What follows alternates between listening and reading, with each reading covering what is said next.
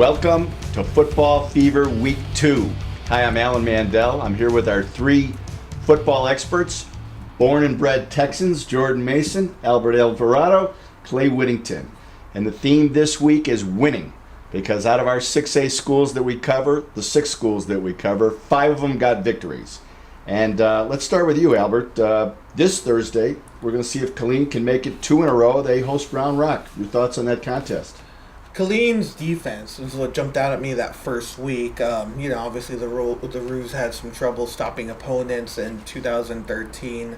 Looked a lot better against Leander. Held them to under 250 yards total offense. And what impressed me the most is when Leander did have the ball back on that final drive with about 4:15 or so left. They got 1 first down. After that, 3 plays and a punt.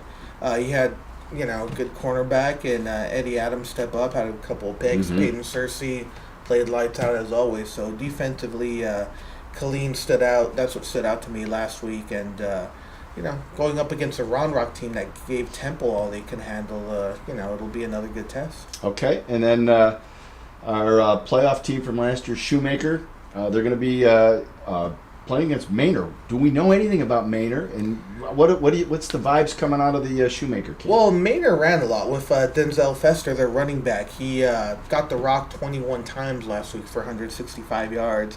When I was in practice, talked to Desmond Brown, talked to Roderick Reed, and of course Big Kendall Jones, and they're looking forward to a physical game, which that's kind of what Shoemaker likes to do, grind it out, physical.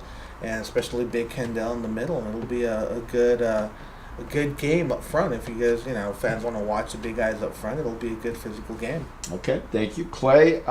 Lake Travis at Copper's Cove. You wrote so well about Cove last week, and one of your quotes just struck me as really funny. They gained over something like 840 yards.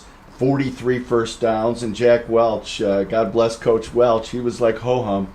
Okay, I expected it. Or it didn't seem to faze him, and to me that was an astronomical number. How do you pile up 43 first downs, 840 total yards, or something like that? Tell us about this offense and how you think they'll do against Lake Travis. Technically, it was 875, I believe, sorry. yards. So even I more shorted than that. Yeah, But it was an absolutely ridiculous performance. Any way you cut it, Manny Harris threw for 492 yards, 4 touchdowns, rushed for 70 yards, and another touchdown. And if you look at MaxPreps.com, according to their standings, that's 4th most in the nation this year for passing yards. So. He really had an incredible game. Then they had 2 running backs go over 120 yards. They had Trey Powell, receiver, had 175 yards, I believe, catching.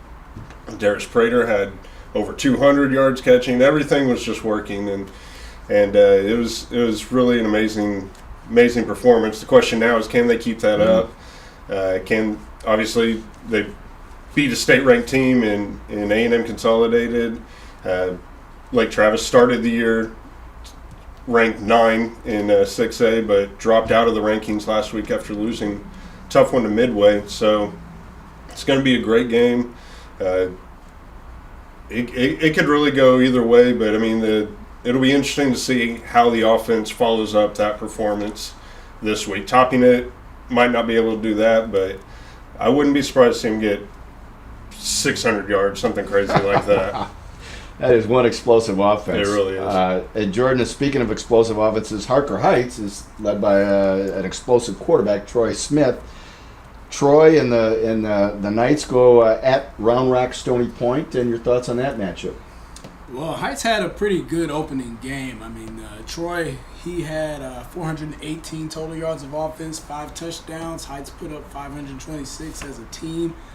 Basically shut out Waco after the first quarter, but they keep talking about perfection. They want perfection, and they said they were far from perfect in that game, and they were. They missed 4 extra points.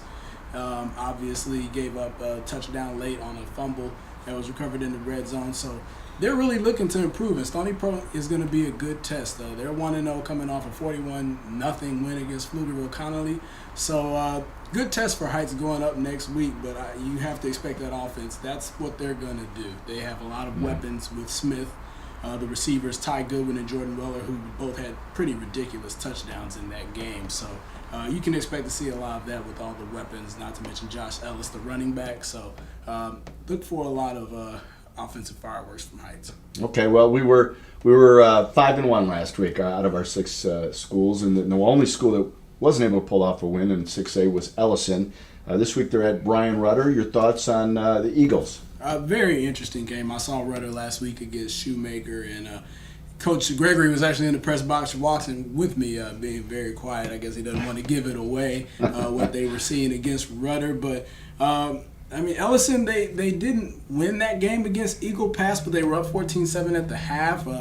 Roswell Brooks took the opening kickoff back for a touchdown, and Carl Robinson III, the quarterback, had a long touchdown run. So they had a lot to feel good about in that game. What the players mentioned to me that I found interesting, they said they felt like the energy went away when they got down in the game. So they're just going to be looking to keep that energy up. They had it when they took back the opening kickoff, and they lost it. They felt like when they got down in the second half. So Ellison obviously hasn't won since 2010. Rudder hasn't won in 2 years. So this is 2 teams who are going to be hungry for a win, and someone's going to come out there. Ellison wants to make sure it's them. All right. Jordan Belton, off to a good start, 1-0 with new coach Bob Shipley. How do you see this week's matchup? Well, Belton, they were very excited when Coach Shipley got there this past spring, and that game they had last week against Waco University, that's why. 48-0, they ran 54 plays in the first half. How's that for fast? That is the Coach Shipley offense that people wanted to see, and I feel like they got it. But they'll be going up against Hendrickson this week and looking to keep that up. I'm going out to practice tomorrow to talk to them, so we'll see what they have to say about it. But Coach Shipley obviously felt like that team has the tools to be very good and compete in this district, and after one game, you have to like their chances to do just that. We'll be rooting for them. Thank you, Jordan. Thank you, Albert. Thank you, Clay. We're hoping to go 6 for 6 this week. Thank you for watching Football Fever. We'll see you here next week for Week 3.